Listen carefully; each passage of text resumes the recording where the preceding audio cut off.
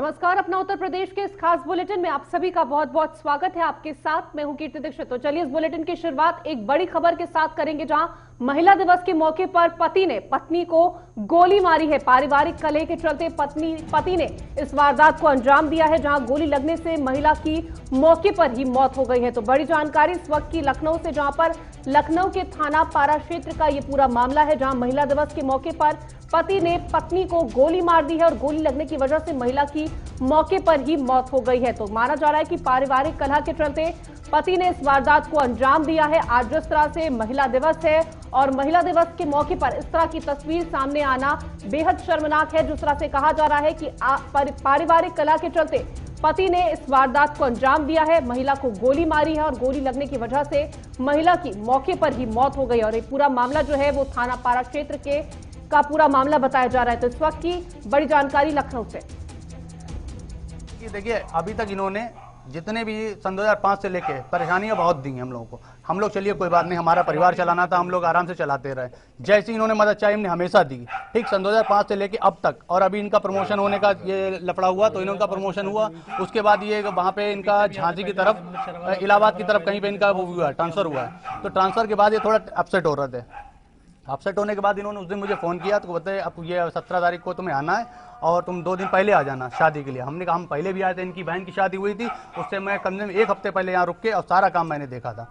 उसके बाद इन्होंने बोला कि पैसे का, हमने कहा पैसे का जैसा हमने अभी तक हमेशा 1 लाख 2 लाख 5 लाख जब भी तुम्हें जरूरत पड़े हमने दिए हैं, ठीक। हम आगे भी मदद करेंगे, तो हमने टेंशन लेने की जरूरत नहीं। और आज तक का रिकॉर्ड है, हाई स्कूल इंटर सब मैंने पास कराया इनको। आज क्या हुआ जिससे आज तो कोई पता ही नहीं चला। अब हम तो बाहर के रहने, मेरे पास कोई कॉल ही नहीं है। सुबह सिर्फ ये फोन आया कि मामा पापा ने मम्मी को गोली मार दी। हमारे संवाददाता शादाब आलम हमारे साथ जुड़े। शादाब, अंतर्राष्ट्रीय महिला दिवस के मौके पर इस तरह की तस्वीर सामने आना, क्या कुछ पूरा मामला है, अपडेट दीजिएगा। जी कृति, बिल्कुल आपको बताना चाहेंगे कि आज पूरे देश में जहां एक तरफ महिला दिवस मनाया जा रहा है, तो वहीं एक तरफ महिला दिवस के मौके पर महिलाओं के सशक्तिकरण के धज्जियां उड़ाते दिखाई दे रही हैं। जैसे कि पति घरेलू कलह के चलते पति ने अपनी पत्नी को गोली मारकर मौत के घाट उतार दिया और हार्नल थाना में पुलिस ने ट्रामा सेंटर में भर्ती कराया है। जी, तो क्या कुछ कार्रवाई पुलिस की तरफ से की जा रही है? जो महिला पक्ष का परिवार है वो क्या कुछ इल्जाम लगा रहे हैं, क्या वजह रही है जिसकी वजह से ये पारिवारिक कलह चल रही थी, उसकी जानकारी दीजिएगा। जी हाँ, बिल्कुल आपको बता दें कि घरेलू कलह के चलते पति ने गोली मारी है पत्नी को। आनंद थाना में पुलिस को जैसे ही सूचना मिलती है, मौके पर पुलिस पहुंचकर महिला को ट्रामा सेंटर में भर्ती कराती है और आगे की कार्रवाई में जुटती है। पुलिस का कहना है कि अभी कार्रवाई की जा रही है, जिस तरह से जो भी प्रकरण निकल के सामने आएगा उस पर उचित कार्रवाई की जाएगी। जी, फिलहाल शादाब, तमाम जानकारी देने के लिए बहुत बहुत शुक्रिया। तो जिस तरह से अंतर्राष्ट्रीय महिला दिवस के मौके पर यह तस्वीर सामने आई, जहां पर पति ने पत्नी की गोली मार करके हत्या कर दी, और साथ ही ये पूरा मामला जो है, आपको बता दें कि लखनऊ के थाना पारा क्षेत्र का ये पूरा मामला बताया जा रहा है और लगातार महिला पक्ष का जो परिवार है वो भी इल्जाम लगाता हुआ दिखाई दे रहा है। चित्रकूट में मुख्यमंत्री योगी आदित्यनाथ के दौरे को लेकर तैयारियां तेजी से चल रही हैं, जहां सीएम योगी अपने दौरे के समय 1 घंटे रसिन बांध में रहेंगे। इस दौरान चौधरी चरण सिंह रसिन बांध सिंचाई परियोजना और चिल्लीमल पंप कैनाल का लोकार्पण करेंगे। साथ ही सीएम योगी जनसभा को भी संबोधित करेंगे। सीएम के कार्यक्रम की तैयारियों का जायजा लेने जल शक्ति मंत्री डॉक्टर महेंद्र सिंह और लोक निर्माण राज्य मंत्री चंद्रिका प्रसाद उपाध्याय रसिन बांध पहुंचे। अगर आप चित्रकूट की बात कहेंगे तो हमारे चित्रकूट में रसिन जो है वो आज से 20 साल पहले शुरुआत हुई थी, जिसको बरसों पहले पूरा हो जाना चाहिए था, लेकिन आदरणीय मुख्यमंत्री योगी आदित्यनाथ जी उसको भी पूर्ण किए हैं। अब जनता जनार्दन को समर्पित करने के लिए वो 10 तारीख को यहाँ आ रहे हैं, जिससे बहुत बड़े एरिया को बड़ा लाभ सिंचाई का प्राप्त होगा। तो मैं समझता हूँ कि माननीय मुख्यमंत्री जी का ये दौरा बुंदेलखंड के लिए बहुत ही लाभप्रद होगा और भविष्य के लिए वरदान सिद्ध होगा। ये दौरा मुख्य रूप से ये दौरा हर तरीके का है।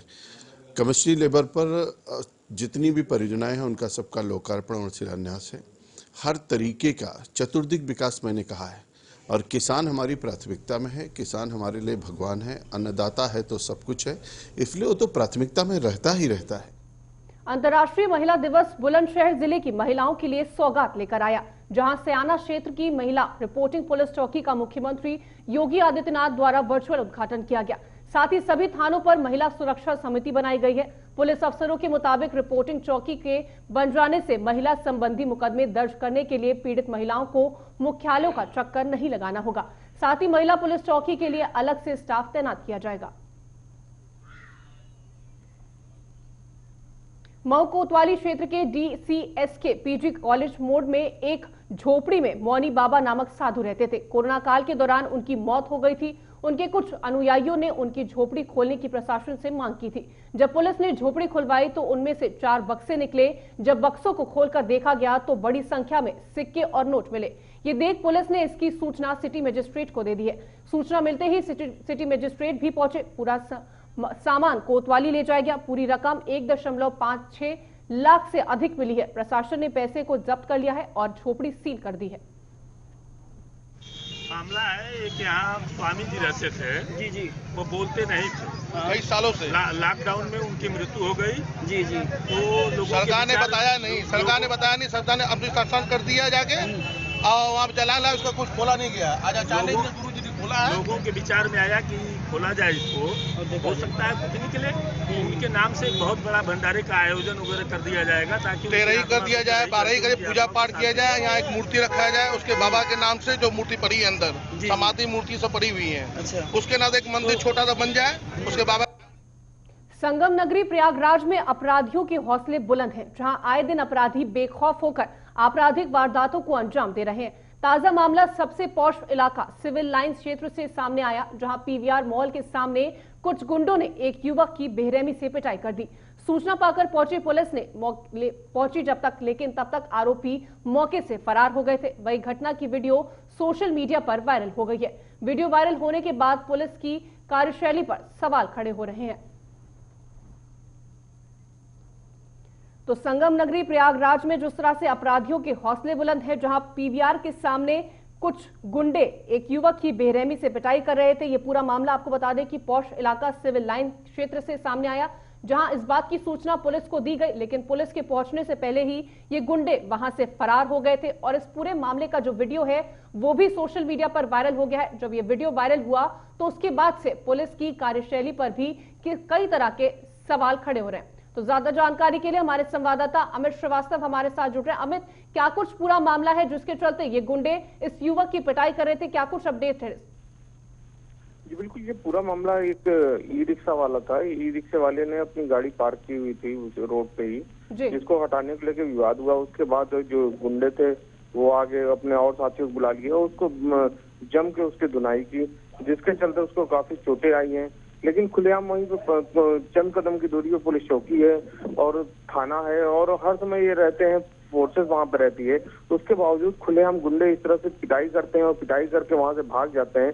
तो सबसे बड़ा प्रश्न पुलिस पे ही उठता है, क्योंकि पुलिस की चंद कदम दूरी पे ये पूरी घटना हुई और घटना मोबाइल वहां पे कैद हुई और लोग वीडियो बना के उसको वायरल किए। तब जाके उसके बाद पुलिस वहां पहुंचती है घटना के काफी देर बाद, और तब जाके वहां से अभी तक कोई उस मामले में न मुकदमा लिखा गया, न कोई कार्रवाई की गई। तो पुलिस के ऊपर सबसे बड़ा प्रश्न पुलिस पे ही है। जी अमित, जिस तरह से वीडियो वायरल हुआ है तो क्या इनकी पहचान अभी तक पुलिस की तरफ से की गई है? क्योंकि वीडियो जो है वो सोशल मीडिया पर भी वायरल हो चुका है। जी बिल्कुल, इंस्पेक्टर जो सिविल लाइन है वो अपनी सफाई दे रहे हैं कि नहीं, घटना बस ऐसे ही मामूली सी हुई थी, लेकिन अभी कोई इसके साथ नहीं, कोई इसमें आया नहीं। तो इसको एक प्रकार से दबाने का प्रयास किया जाए, क्योंकि इंस्पेक्टर सिविल लाइन जो है काफी समय से यही सिविल लाइन में ही जमे हुए हैं। इनको अभी तक ट्रांसफर नहीं है। कई बार इनके खिलाफ शिकायतें भी लगातार पड़ रही है। उसके बावजूद शिकायत न करना उसके इसी के कारण है कि जो अपराधी हैं उनके हौसले बुलंद है और वो लगातार घटनाएं, अभी कुछ दिन पहले गोली भी चली थी, कई घटनाएं लगातार सिविल लाइन में हुई है और उसके बावजूद अभी तक कोई कार्रवाई पुलिस के खिलाफ नहीं की गई है। तो उसी का खामियाजा है कि जो गुंडे हैं वो अपराधी जो हैं वो बेकाबू हो गए हैं और खुलेआम सड़कों पर, क्योंकि सिविल लाइन सबसे पॉश इलाका माना जाता है और शहर के बीचों बीच का ये इलाका माना जाता है, क्योंकि यहाँ पे सारे जो अधिकारी हैं वहाँ पे हर कोई यहाँ आसपास, और इस मॉल में हमेशा कोई ना कोई अधिकारी आते रहते हैं। उसके बावजूद इस तरह से लापरवाही, तो पुलिस के ऊपर सबसे बड़ा प्रश्न पुलिस पे ही है। जी फिलहाल हमें तमाम जानकारी देने के लिए बहुत बहुत शुक्रिया। तो जिस तरह से लापरवाही पुलिस की तरफ से बढ़ती जा रही है, सवाल खड़ा होना पुलिस पर लाजमी हो जाता है। बढ़ते अगली खबर की ओर, उत्तर प्रदेश के प्रयागराज जिले में ऑपरेशन क्लीन जारी है। प्रयागराज विकास प्राधिकरण ने शहर के खुलदाबाद कोतवाली के लखूरगंज मोहल्ले में नजूल भूमि पर हुए अवैध निर्माण पर बुलडोजर चलवा दिया। इस दौरान माफिया और पूर्व सांसद अतीक अहमद समेत 6 दबंगों के कब्जे से 4000 वर्ग मीटर जमीन खाली कराई गई है। इस जमीन का इस्तेमाल अतीक अहमद अपने घोड़ों के लिए अस्थायी तौर पर अस्तबल बनाकर करता था। प्रयागराज विकास प्राधिकरण ने 4 बुलडोजर की मदद से अवैध निर्माणों को तोड़ा है। अवैध निर्माण कराने वाले विरोध न कर सके, इसलिए ध्वस्तलीकरण की कार्रवाई के दौरान भारी पुलिस फोर्स भी लगा दी गई थी। जमीन ये सरकारी जमीन है, नजूल विभाग की नजूल जमीन है और इस पर पट्टे पर जो दिया गया था पट्टा निरस्त हो चुका है, उसकी अवधि समाप्त हो चुकी है और इस पर अवैध रूप से वर्तमान में अवैध रूप से अतीक अहमद का कब्जा था, जिसको आज खाली कराया जा रहा है। इस जमीन नजूल बंगला नंबर 19 और इसके साथ एक लगा हुआ बंगला नंबर 65 है, जो सरकार द्वारा ईवीएम के लिए ईवीएम स्टोर करने के लिए दिया जा चुका है। रायबरेली से एक हैरान करने वाला मामला सामने आया, जहां पूरा मामला ऊंचाहार कोतवाली क्षेत्र का है, जहां पत्नी से हुए मामूली विवाद में पति ने ससुराल में पत्नी को गोली मार दी। गंभीर हालत में पीड़िता को सीएचसी जिला अस्पताल रेफर किया गया, जहां उसकी हालत नाजुक बनी हुई है। पुलिस ने आरोपी पति को अवैध असले के साथ गिरफ्तार कर पूछताछ शुरू कर दी है। सुरेंद्र बहादुर। कहाँ से आए हो? पूरे नलको पट्टी राज कोतवाल। क्या मामला हुआ है? मामला सर, हम लोग सो रहे थे बाहर दरवाजे पे, अंदर आवाज़ आई। जब जाके वहाँ पे देखा तो पूरा सब खून से लसपस, बेटी अलग थी, ये अलग थे, ब्लड भी निकल रहा था खूब। तो समझ नहीं पाए, जब तक देखा तो बगल में पतला भी पड़ा था। किसने किया है इस घटना को अंजाम? किसने किया है? इनके हस्बैंड ने इनके दिया, मीनाक्षी यादव। ये जिसका नाम मीनाक्षी है, उसके बाएं साइड सर पे चोट लगी हुई है। ये सीएचसी ऊंचाहार से रेफर केस है और बाकी मैंने एग्जामिन किया तो उसके सर पे चोट लगी है। बाकी ऐसा कुछ हमें नहीं कुछ फाइंडिंग मिला, फिर भी मैंने एडमिट कर लिया अंडर ऑब्जर्वेशन में और सर्जन साहब देखेंगे। उसके अटेंडेंट से पता करने पे यही पता चल रहा है कि गन शॉट का केस है। अब ये गन शॉट का केस है कि सिंपल इंजरी है, ये तो हमारे सर्जन साहब चेक करेंगे, देखेंगे, आगे फर्दर जाँचें होगी, इन्वेस्टिगेशन। तो इस वक्त की एक बड़ी जानकारी, पंचायती चुनाव को लेकर बसपा ने कमर कस ली है। तो बड़ी जानकारी आप तक पहुंचा रहे, जहां पर सभी जगह प्रत्याशी उतारने की बसपा ने तैयारी कर ली है। तो पंचायती चुनाव को लेकर के बसपा तैयार है। बसपा सुप्रीमो मायावती सभी मंडल की बैठक भी लेंगी। तो मायावती ने अब कमर कस ली है, सभी 18 मंडलों के पदाधिकारियों के साथ बैठक होने वाली है। तो इस वक्त की बड़ी जानकारी, जहां पर पंचायती चुनाव को लेकर के बसपा कमर कस चुकी है और साथ ही चुनाव में उतरने की तैयारी जो है वो कर ली गई है। सभी जगह प्रत्याशी उतारने की बसपा ने तैयारी कर ली है। तो ज्यादा जानकारी के लिए हमारे ब्यूरो चीफ उत्तर प्रदेश से राजवीर हमारे साथ जुड़ रहे। राजवीर, जिस तरह से मायावती ने कमर कस ली है, क्या कुछ माना जाए, किस तरह की तैयारियां उनकी तरफ से की जा रही है? बिल्कुल कीर्ति, देखिए पंचायत चुनाव को लेकर जो तैयारी बहुजन समाज पार्टी कर रही है, उससे एक बात बिल्कुल स्पष्ट है कि जो हाल ही में आम चुनाव होने हैं विधानसभा के, उसको देखते हुए ये तैयारी काफी मुकम्मल की जा रही है। चूंकि 18 मंडलों की बैठक मायावती 18 मंडलों की बैठक करेंगी और इसको लेकर जो पहली बैठक है वो कानपुर, चित्रकूट और झांसी मंडल के पदाधिकारियों के साथ उनकी होगी। क्योंकि 15 मार्च को कांसीराम की जयंती होती है, इस दिन भी मंडल स्तर पर कांसीराम की जयंती मनाने की बहुजन समाज पार्टी की पूरी तैयारी है। तो पंचायत चुनाव को लेकर जिस तरह से बहुजन समाज पार्टी तैयारी कर रही है, उससे ये बात पूरी तरह से स्पष्ट है कि पंचायत चुनाव के जरिए कहीं न कहीं मायावती का जो निशाना है वो विधानसभा के आम चुनावों पर है और ये तैयारी उसकी भी है। तो कोशिश बसपा की यही है कि अधिसूचना जारी होने के पहले, यानी 25 और 26 मार्च को जो जानकारी मिल रही है, 25 और 26 मार्च तक पंचायत चुनाव की त्रिस्तरीय जो पंचायत चुनाव है, इसकी अधिसूचना जारी हो सकती है। उसके पहले ये सभी मंडलों की बैठक बहुजन समाज पार्टी कर रही है और इन बैठकों को मायावती खुद इस बैठक में शामिल होंगी, खुद पदाधिकारियों के साथ वो बैठक करेंगी। इसलिए भी बहुत महत्वपूर्ण ये माना जा रहा है इन बैठकों को, इसलिए काफी महत्वपूर्ण माना जा रहा है। राजवीर, जिस तरह से अलग अलग पार्टी का अगर जिक्र करें, चाहे बीजेपी हो, चाहे सपा हो, चाहे वो कांग्रेस हो, सभी पार्टियां अपनी पूरी कोशिशें करती हुई नजर आ रही थी, लेकिन अब बसपा सुप्रीमो भी इस पूरे मैदान में उतरती हुई दिखाई दे रही है। तैयारियां उनकी तरफ से भी की जाने लगी है। बिल्कुल कीर्ति, देखिए इससे पहले इस तरह से पंचायत चुनाव शायद ही कभी लड़ा गया हो, क्योंकि जब से आप देखिए भारतीय जनता पार्टी ने पंचायत चुनाव को लेकर जो प्रदेश स्तर पर संगठन में तमाम बैठकें शुरू की हैं, उसके बाद से जो विपक्षी दल है, वो चाहे सपा हो, बसपा हो, कांग्रेस हो, ये सभी दल पंचायत चुनाव को बहुत अहमियत दे रहे हैं और बहुत अहमियतपूर्ण तरीके से लड़ रहे हैं। पहली बार ऐसा भी हो सकता है कि तमाम जो दल हैं, चाहे बसपा हो या फिर बीजेपी हो या फिर कांग्रेस, सपा हो, ये अपने सिंबल से भी प्रत्याशी उतारेंगे। जमीन खाली कराई गई है। इस जमीन का इस्तेमाल अतीक अहमद अपने घोड़ों के लिए अस्थायी तौर पर अस्तबल बनाकर करता था। प्रयागराज विकास प्राधिकरण ने 4 बुलडोजर की मदद से अवैध निर्माणों को तोड़ा है। अवैध निर्माण कराने वाले विरोध न कर सके, इसलिए ध्वस्तलीकरण की कार्रवाई के दौरान भारी पुलिस फोर्स भी लगा दी गई थी। जमीन ये सरकारी जमीन है, नजूल विभाग की नजूल जमीन है और इस पर पट्टे पर जो दिया गया था, पट्टा निरस्त हो चुका है, उसकी अवधि समाप्त हो चुकी है और इस पर अवैध रूप से वर्तमान में अवैध रूप से अतीक अहमद का कब्जा था, जिसको आज खाली कराया जा रहा है। इस जमीन इस नजूल बंगला नंबर 19 को 19 और इसके साथ एक लगी हुई लगा हुआ बंगला नंबर 65 है, जो सरकार द्वारा ईवीएम के लिए दिया जाए, ईवीएम स्टोर करने के लिए दिया जाता है। रायबरेली से एक हैरान करने वाला मामला सामने आया, जहां पूरा मामला ऊंचाहार कोतवाली क्षेत्र का है, जहां पत्नी से हुए मामूली विवाद में पति ने ससुराल में पत्नी को गोली मार दी। गंभीर हालत में पीड़िता को सीएचसी जिला अस्पताल रेफर किया गया, जहां उसकी हालत नाजुक बनी हुई है। पुलिस ने आरोपी पति को अवैध असले के साथ गिरफ्तार कर पूछताछ शुरू कर दी है। सुरेंद्र बहादुर। कहाँ से आए हो? पूरे नलको पट्टी राज कोतवाल। क्या मामला हुआ है? मामला सर, हम लोग सो रहे थे बाहर दरवाजे पे, अंदर आवाज़ आई, जब जाके वहाँ पे देखा तो पूरा सब खून से लसपस, बेटी अलग थी, ये अलग थे, ब्लड भी निकल रहा था खूब, तो समझ नहीं पाए। जब तक देखा तो बगल में पतला भी पड़ा था। किसने किया है इस घटना को अंजाम? किसने किया है? इनके हस्बैंड ने इनके दिया, मीनाक्षी यादव। ये जिसका नाम मीनाक्षी है, उसके बाएं साइड सर पे चोट लगी हुई है। ये सीएससी ऊंचाहार से रेफर केस है और बाकी मैंने एग्जामिन किया तो उसके सर पे चोट लगी है। बाकी ऐसा कुछ हमें नहीं कुछ फाइंडिंग मिला, फिर भी मैंने एडमिट कर लिया अंडर ऑब्जर्वेशन में और सर्जन साहब देखेंगे। उसके अटेंडेंट से पता करने पे यही पता चल रहा है कि गन शॉट का केस है। अब ये गन शॉट का केस है कि सिंपल इंजरी है, ये तो हमारे सर्जन साहब चेक करेंगे, देखेंगे, आगे फर्दर जाँचें होगी, इन्वेस्टिगेशन।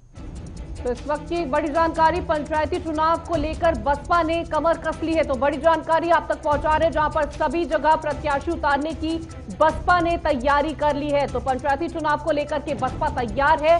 बसपा सुप्रीमो मायावती सभी मंडल की बैठक भी लेंगी। तो मायावती ने अब कमर कस ली है, सभी 18 मंडलों के पदाधिकारियों के साथ बैठक होने वाली है। तो इस वक्त की बड़ी जानकारी, जहां पर पंचायती चुनाव को लेकर के बसपा कमर कस चुकी है और साथ ही चुनाव में उतरने की तैयारी जो है वो कर ली गई है। सभी जगह प्रत्याशी उतारने की बसपा ने तैयारी कर ली है। तो ज्यादा जानकारी के लिए हमारे ब्यूरो चीफ उत्तर प्रदेश से राजवीर हमारे साथ जुड़ रहे। राजवीर, जिस तरह से मायावती ने कमर कस ली है, क्या कुछ माना जाए, किस तरह की तैयारियां उनकी तरफ से की जा रही है?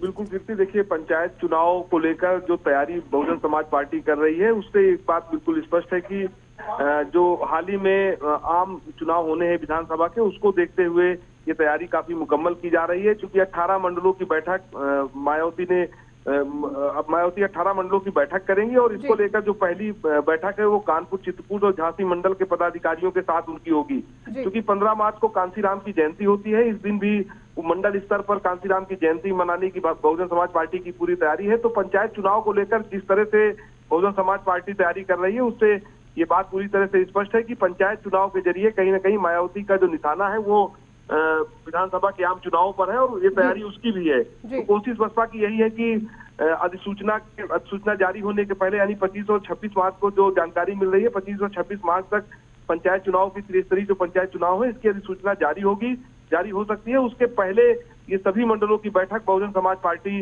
कर रही है और इन बैठकों को मायावती खुद इस बैठक में शामिल होंगी, खुद पदाधिकारियों के साथ वो बैठक करेंगी। इसलिए भी बहुत महत्वपूर्ण ये माना जा रहा है इन बैठकों को, इसलिए काफी महत्वपूर्ण माना जा रहा है। राजवीर, जिस तरह से अलग अलग पार्टी का अगर जिक्र करें, चाहे बीजेपी हो, चाहे सपा हो, चाहे वो कांग्रेस हो, सभी पार्टियां अपनी पूरी कोशिशें करती हुई नजर आ रही थी, लेकिन अब बसपा सुप्रीमो भी इस पूरे मैदान में उतरती हुई दिखाई दे रही है। तैयारियां उनकी तरफ से भी की जाने लगी है। बिल्कुल कीर्ति, देखिए इससे पहले इस तरह से पंचायत चुनाव शायद ही कभी लड़ा गया हो। क्योंकि जब से आप देखिए भारतीय जनता पार्टी ने पंचायत चुनाव को लेकर जो प्रदेश स्तर पर संगठन में तमाम बैठकें शुरू की हैं, उसके बाद से जो विपक्षी दल है, वो चाहे सपा हो, बसपा हो, कांग्रेस हो, ये सभी दल पंचायत चुनाव को बहुत अहमियत दे रहे हैं और बहुत अहमियतपूर्ण तरीके से लड़ रहे हैं। पहली बार ऐसा भी हो सकता है कि तमाम जो दल हैं, चाहे बसपा हो या फिर बीजेपी हो या फिर कांग्रेस, सपा हो, ये अपने सिंबल से भी प्रत्याशी उतारेंगे। खबरों से अपडेट रहने के लिए JQ24/7 न्यूज के YouTube चैनल को आज ही सब्सक्राइब करें और हमारे Facebook पेज को भी अभी फॉलो करें।